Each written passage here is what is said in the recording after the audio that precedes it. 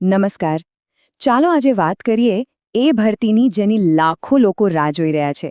હા, RRB group D ભરતી 2026. આ એક જબરજસ્ત તક છે, તો ચાલો એની બધી જ વિગતો જાણીએ. તો શું ધોરણ 10 પાસ કર્યા પછી એક સારી સરકારી નોકરીની શોધમાં છો?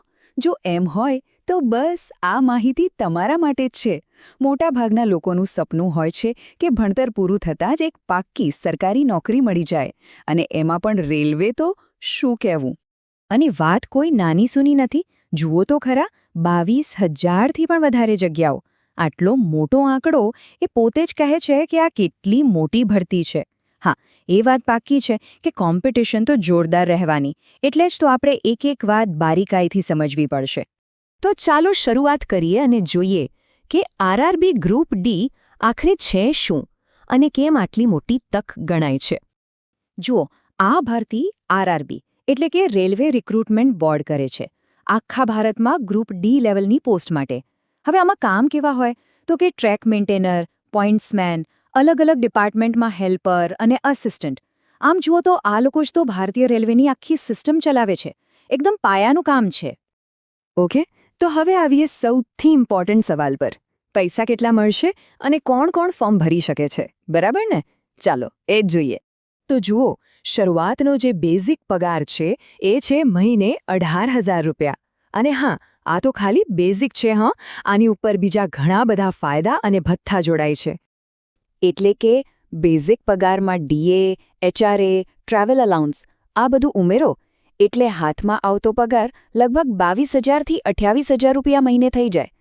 અને એ તો ખરું જ, પણ સરકારી નોકરીના જે બીજા ફાયદા છે, જેમ કે જોબ સિક્યોરિટી, પેન્શન, આખા પરિવાર માટે મેડિકલ સુવિધા, એ તો અલગ જ વાત છે. હવે ભણતરની વાત કરીએ તો લાયકાત એકદમ સિમ્પલ છે. ફક્ત ધોરણ 10 પાસ, બસ. અને જો 10 પાસની સાથે આઈટીઆઈ કરેલું હોય તો પણ ચાલે. પછી એ એનસીવીટી હોય કે એસસીવીટી. ઉંમરની વાત કરીએ તો ઓછામાં ઓછી 18 વર્ષ અને વધુમાં વધુ 33 વર્ષ. એટલે કે ઘણો મોટો એજ ગ્રુપ આમાં આવી જાય છે, જે સારી વાત છે. અને હા, રિઝર્વ કેટેગરી માટે ઉંમરમાં છૂટછાટ પણ છે. જેમ કે SC/ST કેટેગરી માટે 5 વર્ષની, ઓબીસી માટે 3 વર્ષની અને પીડબ્લ્યુડી એટલે કે દિવ્યાંગ ઉમેદવારો માટે તો છેક 10 વર્ષ સુધીની છૂટછાટ મળે છે. ચાલો, લાયકાત તો સમજાઈ ગઈ, પણ સિલેક્શન કેવી રીતે થશે? પ્રોસેસ શું છે એ સમજવું બહુ જરૂરી છે, જેથી તૈયારી સાચી દિશામાં થાય.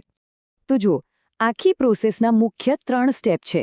પહેલું અને સૌથી અગત્યનું છે સીબીટી, એટલે કે કમ્પ્યુટર પર લેવાતી ટેસ્ટ. આ પાસ કરો તો જ બીજા રાઉન્ડમાં જવાય. બીજો રાઉન્ડ છે પીઈટી, એટલે કે ફિઝિકલ ટેસ્ટ. અને છેલ્લે આવે ડોક્યુમેન્ટ વેરિફિકેશન. બસ, આ 3 સ્ટેપ પાર કર્યા એટલે નોકરી પાક્કી. હવે જે પહેલી એક્ઝામ છે સીબીટી, એમાં શું પૂછાશે એ જાણવું તો બહુ જ જરૂરી છે. તો એમાં 4 મેઇન સબ્જેક્ટ છે: ગણિત, જનરલ નોલેજ, રીઝનિંગ અને જનરલ સાયન્સ.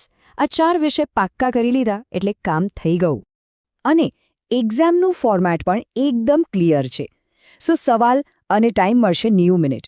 મતલબ કે સ્પીડ પણ જોઈશે અને જવાબ સાચા પણ પડવા જોઈએ. બંનેનું બેલેન્સ જરૂરી છે. ઓકે, બધી વાત તો થઈ ગઈ, પણ હવે સવાલ એ છે કે અપ્લાય કેવી રીતે કરવાનું. ચાલો, ફોર્મ ભરવાની આખી online process step by step સમજી લઈએ. પ્રોસેસ એકદમ સિમ્પલ અને ઓનલાઈન છે. આરઆરબીની ઓફિશિયલ વેબસાઇટ પર જાઓ. ત્યાં આરઆરબી ગ્રુપ ડી 2026ની લિંક શોધો. એના પર ક્લિક કરીને પહેલાં રજિસ્ટ્રેશન કરો. પછી ફોર્મ ભરો, ડોક્યુમેન્ટ્સ અપલોડ કરો, ફી ભરો અને સબમિટ કરી દો. અને હા, છેલ્લે એની પ્રિન્ટ કાઢીને સાચવી રાખવાનું ભૂલતા નહીં. હવે ફોર્મ ભરવાની ફી કેટલી? તો જનરલ અને ઓબીસી કેટેગરી માટે છે 500 રૂપિયા. અને એસસી, એસટી અને બધી મહિલા ઉમેદવારો માટે છે 250 રૂપિયા.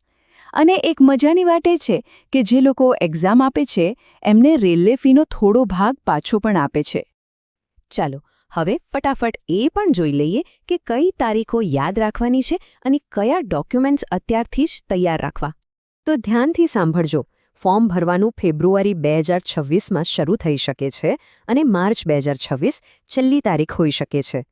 પરીક્ષાની તારીખ પછી આવશે, એટલે વેબસાઇટ ચેક કરતા રહેવું. અને ફોર્મ ભરવા બેસો એ પહેલાં આટલી વસ્તુઓ હાથ વગી રાખજો.